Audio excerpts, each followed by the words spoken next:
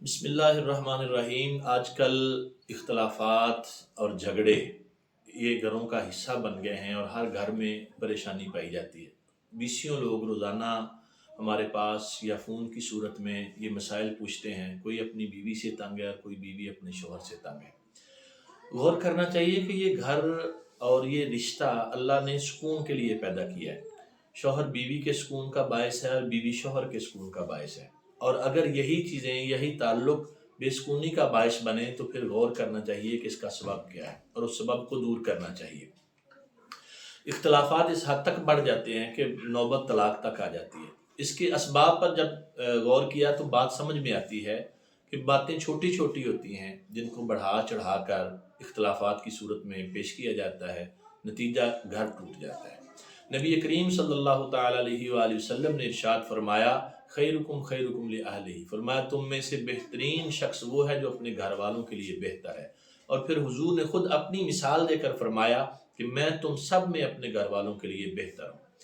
ہمارے یہاں عمومی طور پر عورت کو سمجھایا جاتا ہے کہ تم نے صبر کرنا ہے، شوہر کے ساتھ اچھا برتاؤ کرنا ہے، اور یہی بات شوہر کو بھی سمجھانی چاہیے کہ آپ نے بھی اپنی بیوی کے ساتھ حسن سلوک کا رویہ اختیار کرنا ہے۔ اس کے ساتھ مشکل حالات میں جو عورت ساتھ دے رہی ہے آپ نے بھی اس کا اچھے وقت میں ساتھ دینا ہے۔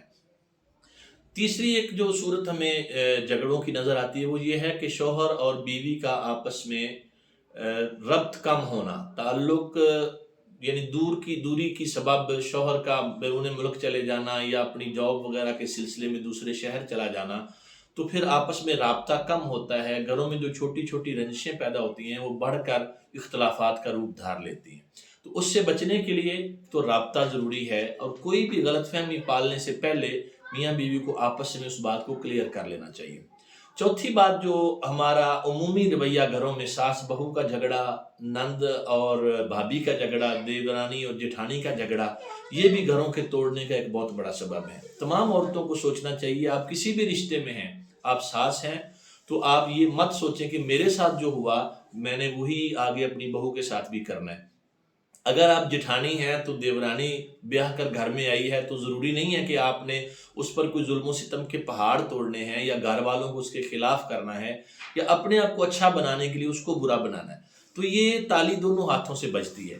نبی کریم صلی اللہ تعالیٰ علیہ وآلہ وسلم نے جہاں مردوں کو یہ حکم دیا کہ عورتیں جو ہیں یہ کانچ کی شیشیاں ہیں، ان کی گردنیں اللہ نے تمہارے ہاتھ میں دی ہیں تو ان کے ساتھ اس نے سلوک کرو، وہیں عورتوں کو بھی حکم دیا کہ اپنے شوہروں کی فرما برداری کرو، ان کے ساتھ اچھا سلوک کرو۔ اگر اللہ کے سوا کسی اور کو سجدہ کرنا جائز ہوتا تو حضور فرماتے ہیں کہ میں عورت کو حکم دیتا کہ اپنے شوہر کو سجدہ کرے۔ تو ہم اگر آج کے دور میں ان جھگڑوں سے بچنا چاہتے ہیں تو اسلامی تعلیمات اور رسول رحمت علیہ السلام کے ارشادات کو اپنا لیں تو انشاءاللہ گھروں میں سکون ہو جائے گا۔